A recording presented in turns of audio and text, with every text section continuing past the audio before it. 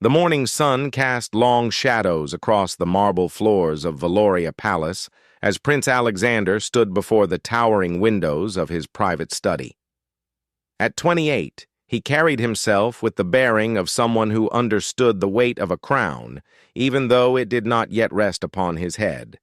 His father, King Theodore, had been bedridden for 3 months now, leaving Alexander to manage most royal duties. The knock on his door was sharp and urgent. "Enter," Alexander commanded, his voice steady despite the churning in his stomach. He had been expecting this visit. Lord Chancellor Marcus Whitmore entered, his face grave. The elderly statesman had served the crown for 40 years, and Alexander had never seen him look so troubled. Behind him followed Sir Edmund Grey, the head of Royal Intelligence, and Lady Catherine Pemberton, the palace press secretary. "Your Highness," Marcus began, bowing deeply, "I'm afraid we have a situation of the utmost delicacy." Alexander turned from the window, his blue eyes sharp. "The Queen Mother?" Marcus nodded grimly. "The evidence is irrefutable, sir. The audit has revealed that Her Majesty Queen Mother Isabel has been diverting funds from the Royal Foundation for Orphaned Children. The amount—" he paused, swallowing hard, "exceeds £15 million over the past 5 years. The silence in the room was deafening. Alexander felt the floor shift beneath his feet, though he maintained his composure. His stepmother, who had married his father 10 years ago after his mother's death, had always been ambitious. But this was beyond anything he had imagined. "You're certain?" Alexander asked. Though he knew Marcus would never bring such accusations without absolute proof. Sir Edmund stepped forward, placing a thick folder on Alexander's desk. Bank records, witness testimonies, documentation of falsified charity events. She used the money for personal investments, luxury properties in Monaco and Dubai, and to fund her nephew's political campaign in her home country. Alexander opened the folder, scanning the documents. Each page was another nail in the coffin of his family's reputation. The Royal Foundation for Orphaned Children had been his late mother's passion project. The betrayal cut deep. "There's more, Your Highness," Lady Catherine added softly. "A journalist from the National Tribune has been investigating. They have most of this information.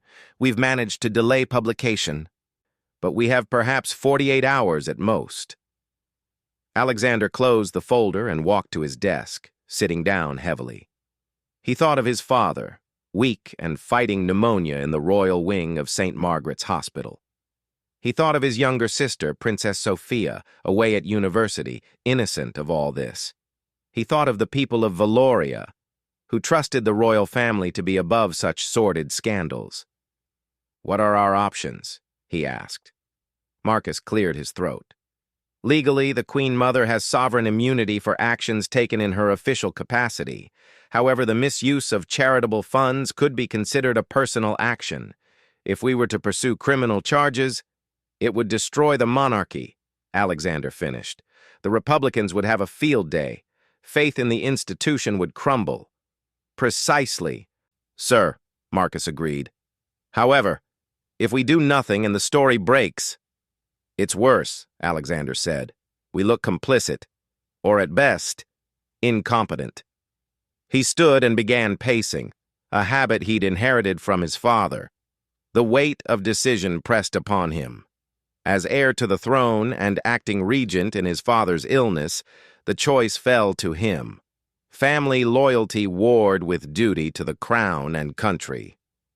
"The Queen Mother's movements?" he asked Sir Edmund. "She's currently at Rosehaven Manor, the country estate. She has a charity gala scheduled for tomorrow evening, ironically for the very foundation she's been stealing from." Alexander almost laughed at the bitter irony. Isabel had always been skilled at maintaining appearances. Beautiful, charming, and cultured, she had won over the public after marrying his father. The people loved her almost as much as they had loved his late mother. This revelation would shatter that image completely. "Summon the Privy Council," Alexander ordered. "Emergency session this afternoon. And Marcus, I want our best legal minds to outline exactly what powers I have as regent in this matter. Yes, Your Highness. And the journalist? Alexander considered. Lady Catherine, arrange a private meeting. Perhaps we can control how this story breaks, if it must break at all. As his advisors filed out, Alexander returned to the window. The palace gardens stretched out before him, peaceful and orderly. Soon, that peace would be shattered. He thought of his mother, Queen Alexandra, who had died when he was 18. She would have known what to do. She had possessed an unwavering moral compass that had guided the kingdom through troubled times. His phone rang, a private line few people had access to. The display showed his sister's name. Sophie, he answered. Alex, what's going on? I've just had security show up at my flat. They're saying I need to return to the palace immediately. He could hear the worry in her voice. At 22, Sophie had managed to maintain some normalcy in her life, studying art history at university. This scandal would end that freedom. It's complicated, Sophie. I'll explain when you arrive. Trust me, please. Is it Father? Is he worse? No, Father is stable. This is something else. Just come home. After ending the call, Alexander sat in silence for a moment. Then he picked up his desk phone and dialed an internal extension. Protocol office? This is the Prince. I need you to prepare documentation for the immediate suspension of royal privileges. Yes, you heard correctly. Have it ready within the hour. The die was cast. By evening, Queen Mother Isabel would no longer have access to royal funds, royal residences beyond her personal apartment in the palace, or the ability to act in any official capacity representing the crown. It was within his power as regent, though it had never been used against a member of the royal family in living memory. Alexander knew this was only the beginning. The real storm would come when Isabel realized what was happening. She was not a woman who accepted defeat easily, and she had allies throughout the aristocracy and government. The battle for the soul of the monarchy was about to begin. As he prepared for the Privy Council meeting, Alexander reflected on the cruel nature of power. His father had often told him that wearing the crown meant making impossible choices. Today, he was learning exactly what that meant. The choice between family and duty was no choice at all. Duty must always come first. The crown demanded it, the people deserved it, and his mother's memory required it. The prince straightened his tie, checked his appearance in the mirror, and prepared to face his destiny. In a few hours, he would effectively declare war on his stepmother. The palace would react. The nation would be shocked, and the very foundations of the monarchy would tremble. But sometimes, Alexander thought as he walked toward the council chamber, protecting the institution meant sacrificing those who would corrupt it, even if they wore a crown. The Privy Council chamber had witnessed centuries of crucial decisions, but rarely had the atmosphere been so tense. 12 of the kingdom's most powerful figures sat around the ancient oak table, their faces grave as Prince Alexander presented the evidence against Queen Mother Isabel. The only sounds were the rustling of papers and the occasional sharp intake of breath as another damning detail came to light. Lord Chief Justice Pemberton was the first to speak after Alexander finished. Your Highness, while the evidence is compelling, we must consider the constitutional implications. The Queen Mother holds her position by virtue of her marriage to His Majesty. Removing her privileges could be seen as overstepping your authority as regent. With respect, Lord Justice, Alexander replied, his voice calm but firm. The Regency Powers Act of 1847 grants the regent full authority to protect the crown's interests during the monarch's incapacitation. Surely preventing the theft of charitable funds falls within that mandate. The Archbishop of Valoria, Dr. Thomas Hartwell, shifted uncomfortably in his seat. The moral implications are clear, Your Highness, but we must also consider the spiritual damage to the institution. The people look to the royal family as exemplars of virtue, which is precisely why we cannot allow this corruption to continue, Alexander countered. Better to excise the cancer now than let it metastasize. General Sir Richard Blackwood, Chief of Defense Staff, had remained silent throughout the discussion. Now he spoke, his gravelly voice cutting through the debate. Your Highness, what of security concerns? The Queen Mother has access to state secrets, diplomatic communications. If she feels cornered... Alexander nodded. He had considered this. All her security clearances will be revoked immediately. Palace IT has already prepared to cut her access to official systems the moment I give the word. And when she refuses to comply? Asked Countess Margaret Worthington, the longest-serving member of the council. Isabel is not known for accepting defeat gracefully. Then we will enforce the decision, Alexander said simply. The palace guard answers to the crown, not to her. The debate continued for 2 more hours. In the end, the vote was 10-2 in favor of Alexander's proposal. Only Lord Pemberton and Baron Fitzgerald, both known allies of the Queen Mother, dissented. As the council dispersed, Marcus Whitmore remained behind. Your Highness, the Queen Mother has returned from Rosehaven. She's in her apartments. Shall I arrange the meeting? Alexander steeled himself. No, Marcus. I'll go to her. She deserves to hear this from me directly. The walk to the Queen Mother's apartments in the East Wing felt like a march to battle. Alexander was accompanied by Sir Edmund Grey and 2 palace guards, a precaution that made his heart heavy. That it had come to this, treating his stepmother like a potential security threat, spoke volumes about how far they had fallen. He found Isabel in her private salon, standing before a portrait of herself and King Theodore on their wedding day. She didn't turn as he entered, but her reflection in the gilded mirror showed eyes that were cold and calculating. Alexander, she said, her voice like silk over steel. I wondered when you would come. I assume this isn't a social call. No, it isn't. He gestured for Sir Edmund and the guards to remain by the door. I know about the foundation, Isabel. All of it. She turned then, and Alexander was struck by how composed she appeared. Her blonde hair was perfectly styled, her designer suit impeccable. Only the slight tremor in her manicured hands betrayed any emotion. I don't know what you think you know, she began, but Alexander cut her off. 15 million pounds stolen from orphans. Shall I detail exactly how you did it? The shell companies, the falsified events, the bribes to charity officials? For the first time, something flickered in her green eyes. Fear, perhaps, or calculation. You have no proof. Alexander produced a document from his jacket. The Privy Council disagrees. By order of the Regent, your royal privileges are hereby suspended, effective immediately. You will retain your title and a residence in the palace, but all access to royal funds, official duties, and state functions is revoked. Isabel's composure finally cracked. You can't do this. I am the Queen Mother. Your father... My father is dying, Alexander said quietly, and the words hurt to speak aloud. And when he recovers, if he recovers, he will learn that his wife betrayed everything the crown stands for. This is about her, isn't it? Isabel's voice rose, becoming shrill. Your sainted mother. You've never accepted me, never given me a chance. Always comparing me to perfect Queen Alexandra.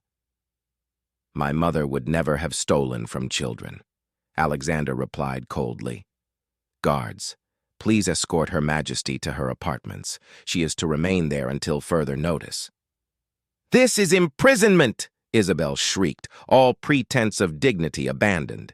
You're treating me like a common criminal. No, Alexander corrected. A common criminal would be in jail. I'm showing you mercy for my father's sake. As the guards moved forward, Isabel's demeanor shifted again. The rage disappeared, replaced by something more dangerous, cunning. You think you've won, little prince? You have no idea what forces you're dealing with. I have friends, Powerful friends, this isn't over. Yes, it is, Alexander said firmly. At least for you. The next few hours were a whirlwind of activity. Palace staff worked efficiently to implement the suspension order. Isabel's office was sealed, her computers and phones confiscated, her access cards deactivated. The Queen Mother's personal staff were informed of the changes, and many seemed relieved rather than surprised. Princess Sophia arrived at the palace just as the sun was setting. Alexander met her in their mother's old study, a place they both went when seeking comfort. She looked young and frightened, her usual cheerful demeanor replaced by confusion. "Alex, what's happening? There are guards everywhere, and I saw Isabel's assistant crying in the hallway." Alexander poured them both tea, their mother's favorite blend still kept in stock, and told her everything. He watched as his sister's expression shifted from disbelief to anger to profound sadness. "How could she?" Sophie whispered. "The orphans. Mother cared so much about that foundation." "I know," Alexander said, taking her hand. "But we'll make it right. Every penny will be recovered and returned to its proper purpose." "What about Father? Does he know?" Alexander shook his head. "Not yet. The doctors say we shouldn't cause him any stress. But eventually, it will break his heart," Sophie finished. They sat in silence for a moment before Sophie spoke again. "You did the right thing, Alex. Mother would be proud." That evening, Lady Catherine managed the impossible, a controlled leak to the press that presented the palace's actions in the best possible light. The headline in the morning edition would read, "Palace takes swift action against financial misconduct. Prince Alexander protects charitable foundation." But Alexander knew this was far from over. Already his phone was buzzing with calls from Isabel's allies. Baron Fitzgerald had resigned from the Privy Council in protest. Several conservative MPs were demanding explanations. And somewhere in her guarded apartments, Isabel was undoubtedly plotting her revenge. As midnight approached, Alexander stood once more at his study window. The palace was quiet, but it was the quiet before a storm. He had thrown down the gauntlet, chosen duty over family peace. Tomorrow, the nation would wake to a scandal that would rock the monarchy. His phone rang. Marcus Whitmore. "Your Highness, I've just received word. The king is asking for you. He's heard something. The nurses say he's quite agitated." Alexander's heart sank. The one thing he had hoped to avoid was now inevitable. He would have to look his dying father in the eye and tell him that the woman he loved was a thief and a fraud.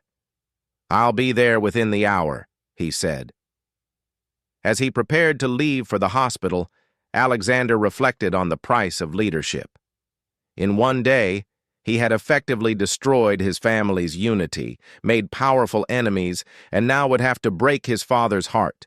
But the alternative, allowing corruption to fester at the heart of the monarchy, was unthinkable. The crown demanded sacrifice. Tonight, Alexander was paying that price in full. The palace had reacted to his decision, and the reverberations would be felt for years to come. But he would not waver. The throne his mother had graced with honor would not be tainted on his watch, no matter the personal cost. Sir Edmund appeared at his door. "Your Highness, the car is ready." "And sir?"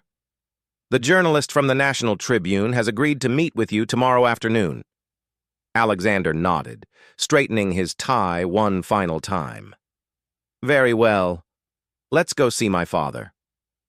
As they walked through the palace corridors, past portraits of kings and queens who had faced their own crises, Alexander understood that this was his defining moment. History would judge whether he had acted wisely or hastily, but in his heart, he knew he had done what was necessary. The palace had reacted. Now it was time to face the consequences. The Royal Hospital of St. Margaret stood like a fortress against the London skyline, its lights blazing in the pre-dawn darkness. Prince Alexander's motorcade swept through the gates, past the cluster of photographers who seemed to materialize whenever royal drama unfolded. Word was already spreading through the capital's newsrooms that something momentous had occurred at the palace. King Theodore's private room was a study in controlled chaos. Monitors beeped steadily, IV lines snaked across starched sheets, and the best medical minds in the kingdom hovered nearby. But it was the king's eyes that drew Alexander's attention, still sharp despite his illness, and filled with a mixture of confusion and hurt. "Leave us!" the king wheezed, his voice barely above a whisper but still commanding. The medical staff filed out, leaving father and son alone. Alexander pulled a chair close to the bed, taking his father's frail hand. The king, who had once seemed invincible, now looked every one of his 72 years.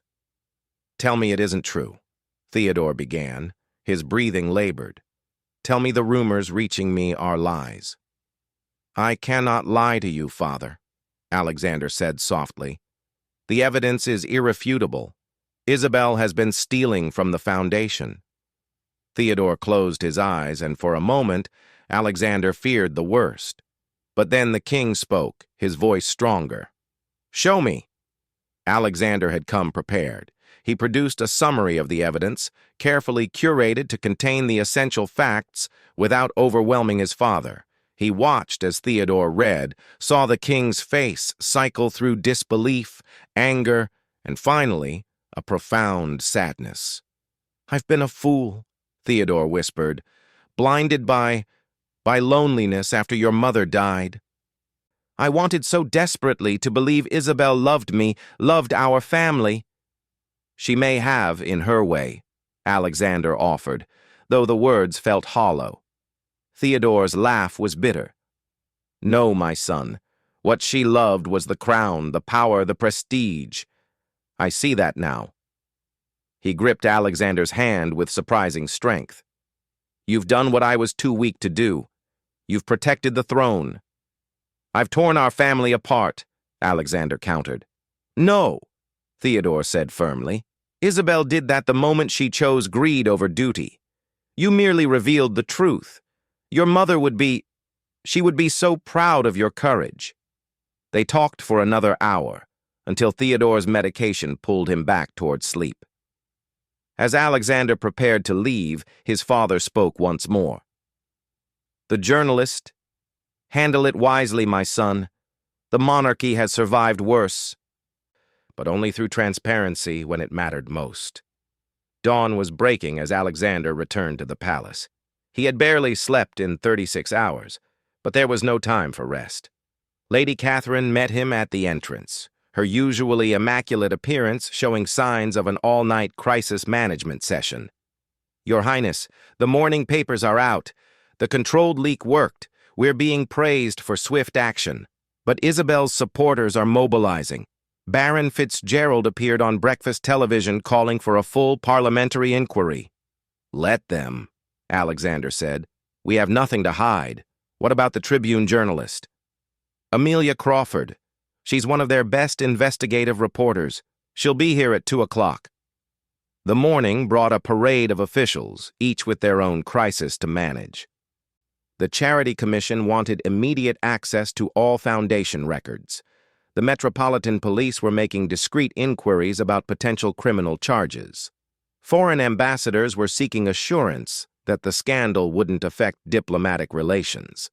Through it all, Alexander maintained his composure, even as exhaustion threatened to overwhelm him. It was Princess Sophia who finally forced him to take a break, appearing in his office with sandwiches and strong coffee.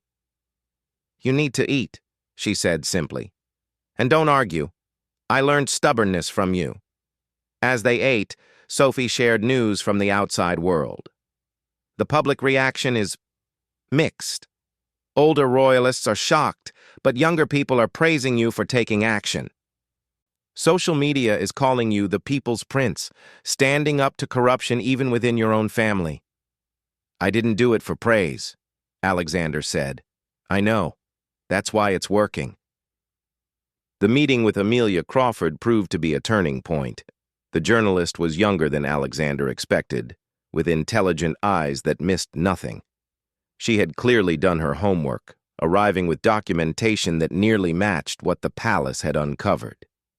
"Your Highness," she began after the formalities were observed, "I could publish what I have and destroy the monarchy's reputation. But I believe you've shown real leadership here. I'm willing to work with the palace on this story, present it fairly, if you give me exclusive access to the truth." Alexander studied her carefully. "What do you want to know?" "Everything. The investigation, the decision-making process, what happens next. The public deserves transparency, but they also deserve context."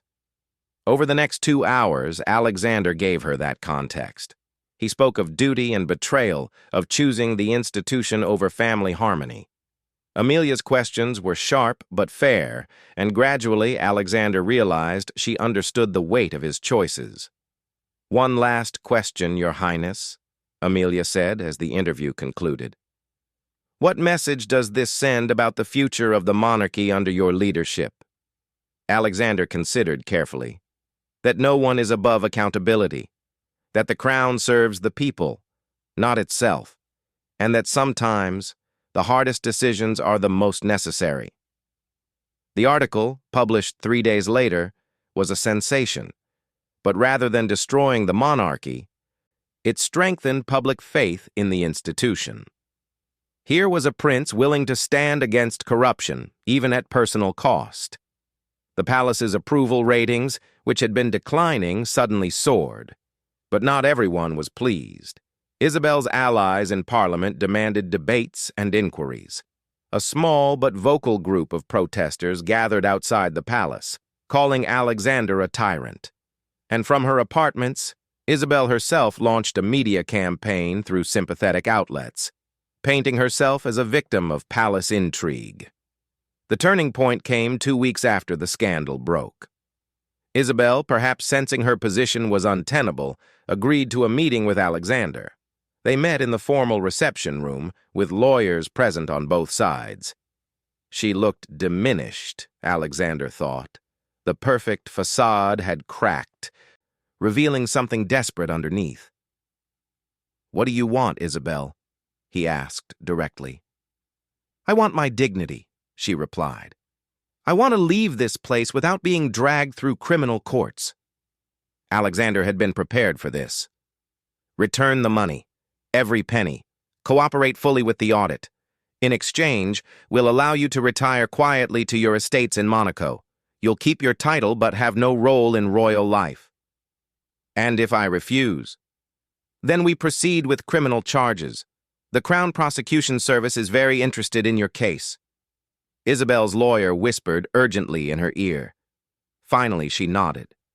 "I accept your terms." As she rose to leave, Isabel paused at the door.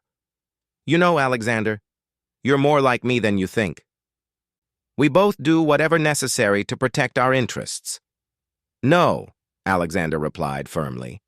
"I protect the crown and the people it serves. That's the difference between us." The aftermath was swift.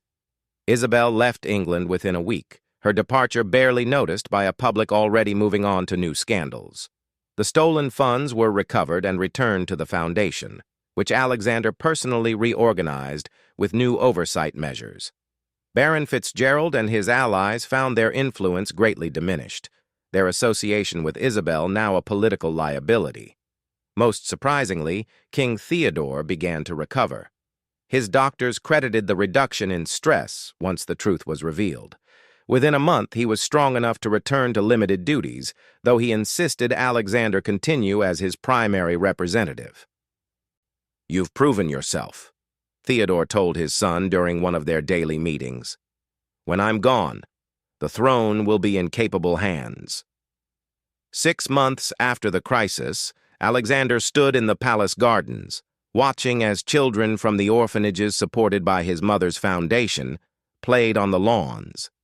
It was a special event, celebrating the foundation's renewed mission and increased funding from donors, inspired by the palace's commitment to transparency. Sophie joined him, linking her arm through his. "No regrets?" she asked. Alexander thought of the price paid. A stepmother exiled, a family divided, his father's heart broken. But he also thought of these children, whose futures were now secure because he had chosen duty over comfort. "No regrets," he said firmly. "The crown isn't just about privilege, Sophie. It's about responsibility. Mother knew that. Now I understand it too." As the children's laughter filled the air, Alexander felt a presence, not ghostly, but a sense of approval, as if Queen Alexandra herself was nodding in acknowledgement of a job well done. He had faced his first true test of leadership and emerged stronger. The palace had reacted to crisis not with cover-ups or denial, but with decisive action. The monarchy had survived, even thrived, because a young prince chose integrity over ease. It was a lesson Alexander would carry forward when the crown eventually passed to him. That true leadership sometimes requires sacrificing personal comfort for the greater good.